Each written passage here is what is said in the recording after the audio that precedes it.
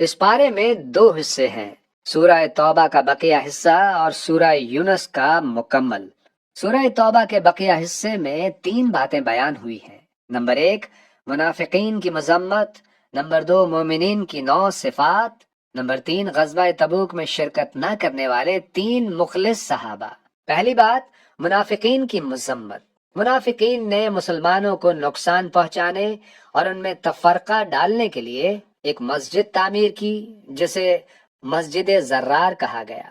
اللہ تعالیٰ نے نبی کریم صلی اللہ علیہ وسلم کو اس مسجد میں کھڑے ہونے سے منع فرمایا، اور آپ صلی اللہ علیہ وسلم کے حکم سے اس مسجد کو جلا دیا گیا تاکہ مسلمانوں کو اس کے فتنے سے محفوظ رکھا جائے۔ دوسری بات مومنین کی 9 صفات بیان کی گئی ہیں۔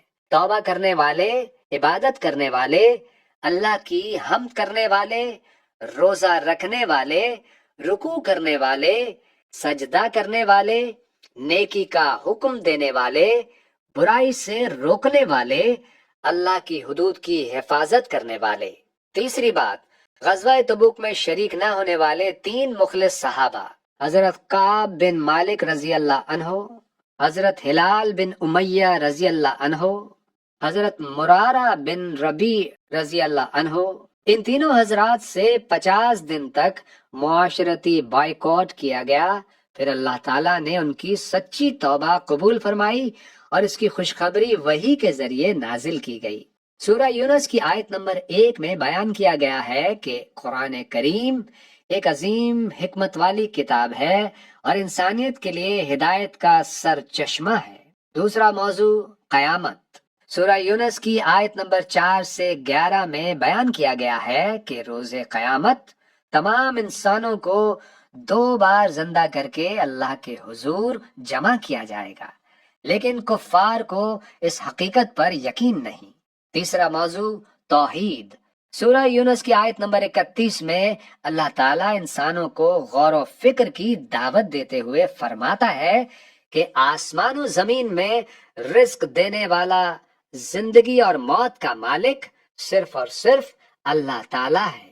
چوتھا موضوع رسالت۔ اس ضمن میں انبیاء کرام کے واقعات بیان ہوئے ہیں۔ حضرت نوح علیہ السلام کا واقعہ۔ حضرت نوح علیہ السلام نے اپنی قوم کو اللہ کی طرف دعوت دی، مگر چند افراد کے سوا کسی نے ایمان قبول نہ کیا۔ اللہ تعالیٰ نے اہل ایمان کو کشتی میں محفوظ رکھا اور باقی نافرمانوں کو طوفان کے ذریعے غرق کر دیا۔ حضرت موسیٰ اور ہارون علیہ السلام کا واقعہ۔ اللہ تعالیٰ نے حضرت موسیٰ اور حضرت ہارون علیہ السلام کو فرعون کی طرف بھیجا۔ فرعون نے انکار کیا اور خود خدائی کا دعویٰ کر دیا۔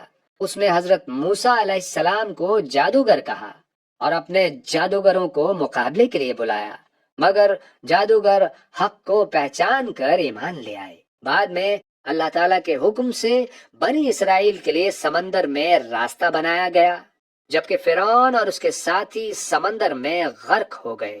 حضرت یونس علیہ السلام کا واقعہ۔ اس سورت کا نام حضرت یونس علیہ السلام کے نام پر رکھا گیا ہے۔ قرآن مجید میں ان کا ذکر مختلف مقامات پر آیا ہے اور 2 جگہ انہیں صاحب الحوت، مچھلی والے کے لقب سے یاد کیا گیا ہے۔ اس واقعے کے 2 اہم پہلو ہیں۔ پہلا پہلو مچھلی کے پیٹ میں جانا۔ حضرت یونس علیہ السلام اپنی قوم کی نافرمانی سے مایوس ہو کر بستی چھوڑ گئے۔ راستے میں کشتی میں سوار ہوئے تو طغیانی کی وجہ سے کشتی ڈوبنے لگی۔ آپ سمندر میں کود پڑے اور ایک بڑی مچھلی نے انہیں نگل لیا۔ اللہ تعالیٰ نے انہیں مچھلی کے پیٹ میں بھی زندہ و سلامت رکھا اور کچھ دن بعد ساحل پر نکال دیا، اور انہوں نے قرآن پاک میں موجود ایک مشہور دعا مانگی جس سے اللہ تعالیٰ نے انہیں واپس ساحل پر زندہ بحال کر دیا۔ دوسرا پہلو قوم کی توبہ۔ ان کی قوم نے جب عذاب کے آثار دیکھے تو مرد و عورت، بچے اور بڑے سب صحرا میں نکل آئے اور آہوزاری کے ساتھ اللہ سے معافی مانگنے لگے اور سچی توبہ کی۔ اللہ تعالیٰ نے ان کی توبہ قبول فرمائی اور عذاب ٹال دیا۔